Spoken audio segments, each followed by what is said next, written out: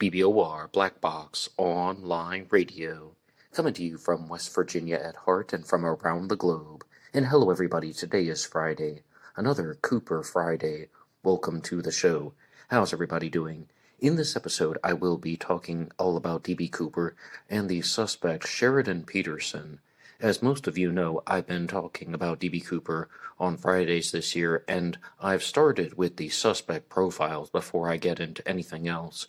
And on Black Box Online Radio, I also talk about the Zodiac Killer and Jack the Ripper, and I approach those two true crime cases in the exact same way. First talking about the suspect profiles, then talking about some of the unconfirmed crimes that could be connected to those two individuals, the Zodiac Killer and Jack the Ripper, and then looking at some larger, more complex aspects of the cases, perhaps connections involving a higher body of law enforcement, and we're going to see very clearly with the DB Cooper story, everything is going to be quite similar. There are going to be all types of conspiracy theories involving DB Cooper and the FBI and the CIA, but I absolutely did not believe that the list would be complete if I didn't do an individual suspect profile episode on Sheridan Peterson, who is one of the most widely discussed DB Cooper suspects, and was also one that was championed by DB Cooper researcher Eric Ulis, one of the most famous DB Cooper sleuths out there. So I felt that this suspect deserved his time under the microscope. And first I want to provide an introduction from History.com, because the History Channel loves to talk about DB Cooper, and I just want to provide their introduction to the story. Who was DB Cooper? How did the infamous 1971 skyjacker vanish into thin air with $200,000? It's the only unsolved hijacking case in the history of commercial aviation. On the afternoon of November 24th, 1971, Thanksgiving Eve, a man aboard a flight from Portland, Oregon, to Seattle, Washington, threatened to detonate a bomb if he didn't receive a hefty ransom. Once he got the money, the hijacker released all of the passengers and ordered the crew to fly to Mexico. En route with the cash in hand, the man parachuted from the aircraft. This man, now known as DB Cooper, has been part of a multi-decade FBI investigation. His identity and whereabouts and motive remain unknown.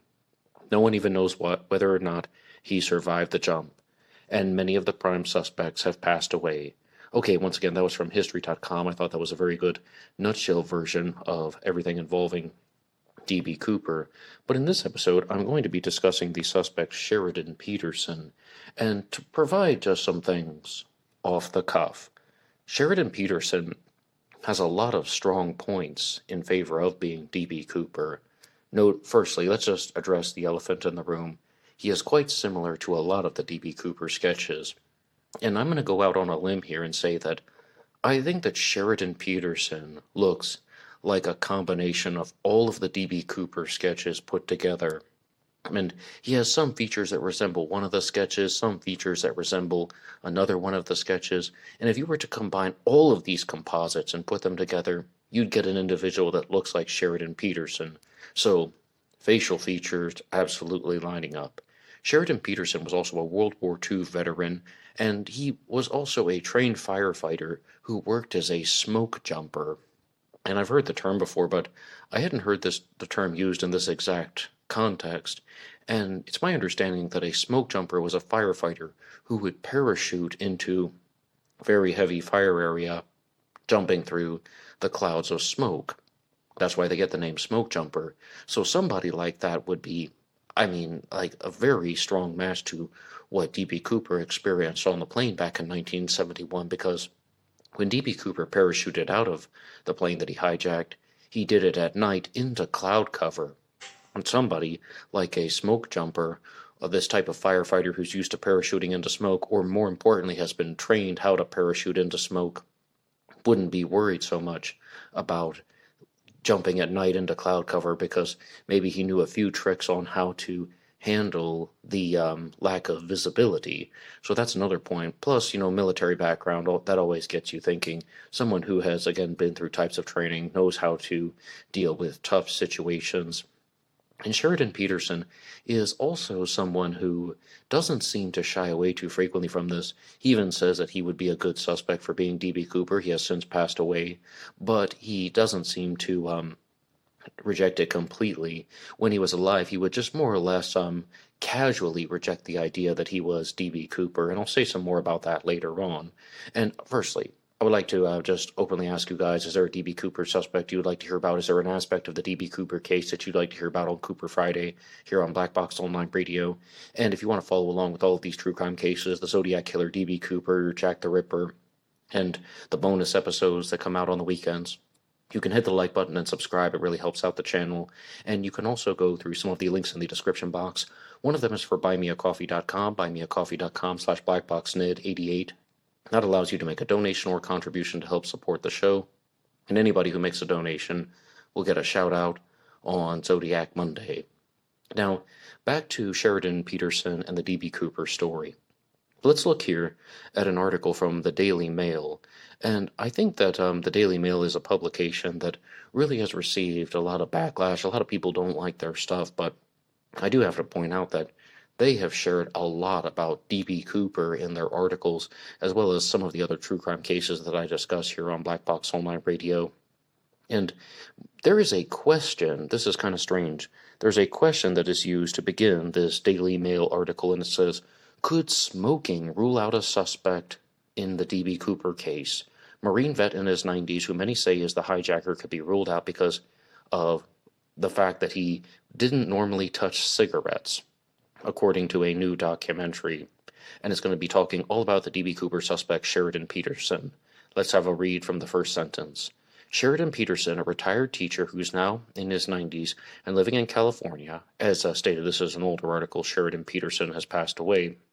Sheridan Peterson is one of the few people that the FBI has tested for DNA against a clip on the tie that was worn by D.B. Cooper and was left behind on Northwest Orient flight number 305.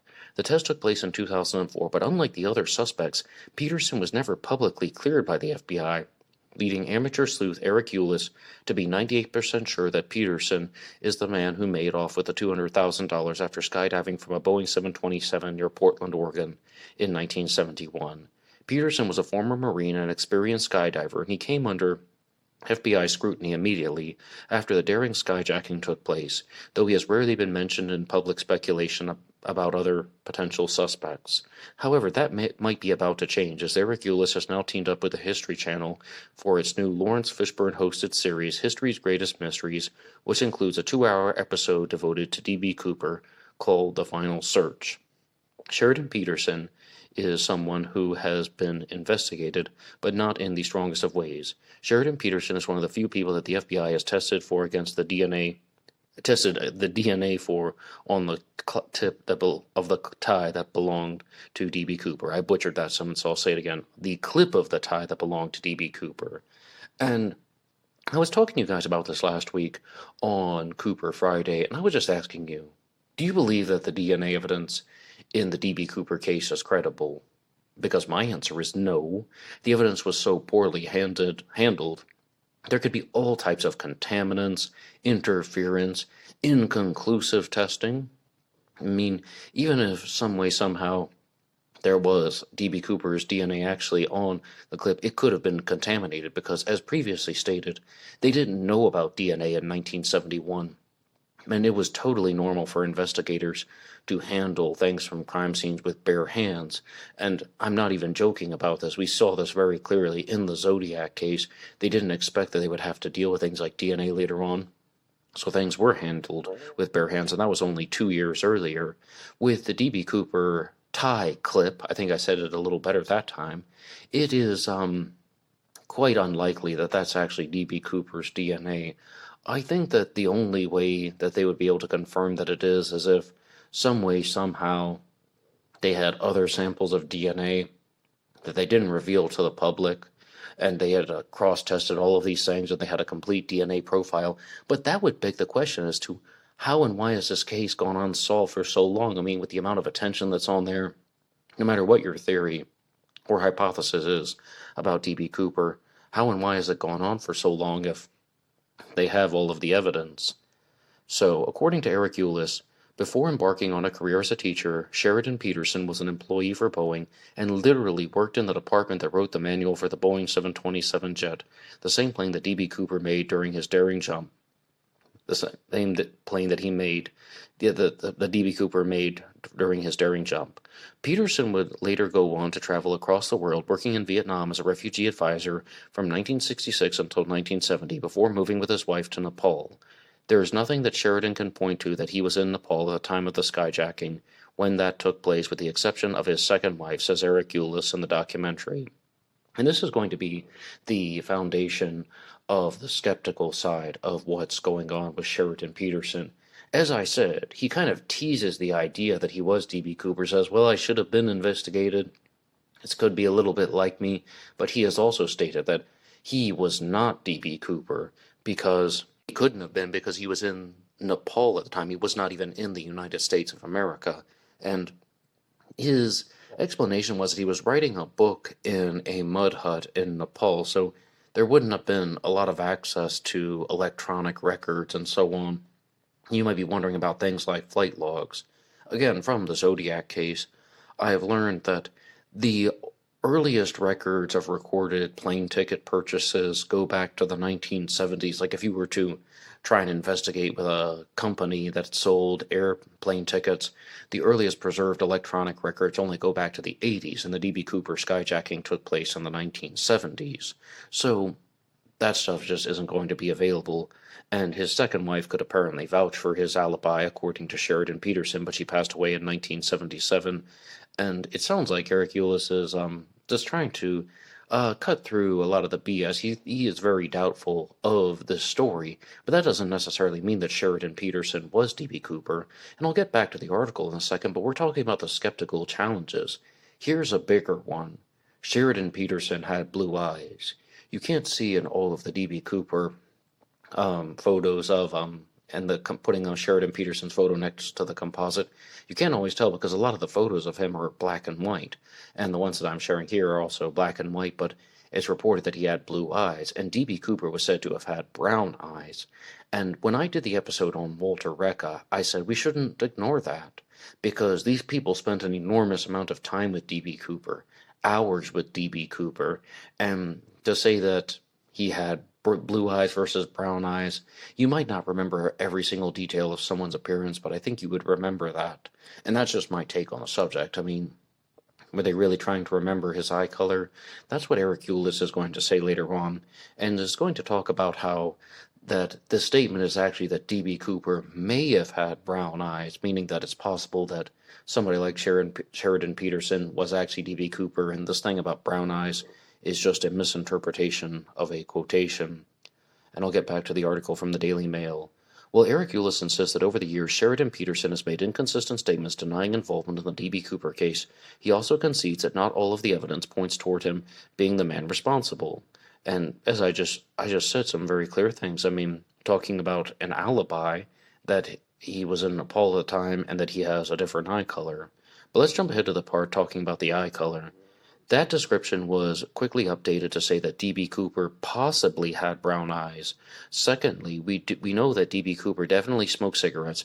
In fact, he smoked 8 cigarettes during the hijacking. I've never been able to prove that Sheridan Peterson was ever a smoker. Now, my honest take on that is, I don't think that that means anything. I don't think that that has any ounce of solid evidence. That's the challenge question that is asked by the Daily Mail at the beginning of this article. Could smoking rule out the lead D.B. Cooper suspect? No, because when I did the first episode for Cooper Friday talking about the documentary The Skyjacker That Got Away, they openly bring up the point that it's possible that D.B. Cooper was not a regular smoker. They expected that a regular smoker would go through more than 8 cigarettes while he was on the flight, and the more that I think about that, the more I tend to agree with that, because the amount of time that D.B. Cooper is just sitting there, I mean, some people who are regular smokers just absolutely chain smoke, and other people have them just kind of once in a while, but they're still regular smokers, and that's why the FBI is leading toward something that's even in a less extreme category. They think that D.B. Cooper was not a regular smoker, was not a regular drinker, and he created the persona for the skyjacking, so that has no relevance whatsoever about any D.B. Cooper suspect saying that he was a smoker or that he was not a smoker. But there's another article that's out by OregonLive.com called Charming D.B. Cooper Suspect Sheridan Peterson Dies at 94, Spent Years Dedicated to Political Causes. And this is by Douglas Perry, just citing the source. Sheridan Peterson, a long-considered D.B. Cooper suspect in the skyjacking case, died on January 8th, and this was of the year 2021. He died in Northern California, according to the memorial's website Legacy.com. He was 94 years old. The California native in the U.S. Marine Corps during World War II later worked as a technical editor at Boeing, the aerospace manufacturer based in Seattle. He was an experienced smoke jumper. He loved skydiving and taking physical risks, even reportedly experimenting with homemade bat wings. Now that's pretty cool. No matter what happens at the end of this story, whoever D.B. Cooper was, experimenting with homemade bat wings is pretty cool. These were key reasons why his name has been flitted for years around the internet and message boards about being D.B. Cooper, the person responsible for the only unsolved skyjacking in U.S. history. A man using the name Dan Cooper hijacked Northwest Orient Flight 305 out of Portland on November 24th of 1971. He parachuted out of the plane with $200,000 in ransom and disappeared. This led the skyjacker to become a folk hero. The case has been inspiring books and documentaries and even a feature film starring Treat Williams. Phoenix entrepreneur Eric Ulis spent years trying to figure out if Peterson was the famous criminal and ultimately became 98% convinced that he was. Well, we're definitely going to hear more from Eric Ulis throughout these D.B. Cooper segments that are coming out on Fridays, and I think that he's going to be entertaining other suspects, and this came out a couple years ago, so it seems like Sheridan Peterson had his moment in the sun as a D.B. Cooper suspect, and there is a lot of conflicting evidence. And this should also be just a giant wake-up call to absolutely everybody who's following true crime cases. Sometimes a person can have so many points that match the psychological profiles, so many points that would match these suspect profiles, like how you would imagine D.B. Cooper to be someone who's a risk taker, someone who is an avid skydiver, a trained skydiver, a smoke jumping firefighting skydiver, Marine veteran, someone who would not be afraid to deal with stuff like this, and also try to put on the charming facade and just kind of laugh it off. And working for Boeing, how about that? All of these things coming together. Yet at the same time, there's contradictory evidence. It's a very circumstantial case. Not to mention, there's also hard evidence. Even though I question the DNA, I extremely have to take a hard stance and question the DNA. I mean, a fact is a fact, and they're saying it didn't match the tie clip. Eric Ulis said that he thought his investigation would lead to the point where he had learned how to appreciate how deeply Peterson cared for those less fortunate. Sheridan Peterson helped establish freedom schools in the Deep South in 1965 during the civil rights battles. He then spent years in Vietnam during the Vietnam War assisting refugees. Later, he would witness and speak out against the Tiananmen Square massacre in 1989, and it didn't stop there. Sheridan Peterson was very vocal about public policy until the very end. Eric Ulis believes that Peterson's experiences in Southeast Asia during the Vietnam War radicalized him, prompting him to undertake the skyjacking. Alright, again, this is a motive that would make somewhat sense, because when D.B. Cooper was on the plane, he said that he had a grudge, but he didn't specify as to whom it was against. FBI agents are showing an interest in Peterson, and they did very quickly soon after the 1971 crime. In the years that followed, Sheridan Peterson would often be coy about whether or not he was in fact D.B. Cooper.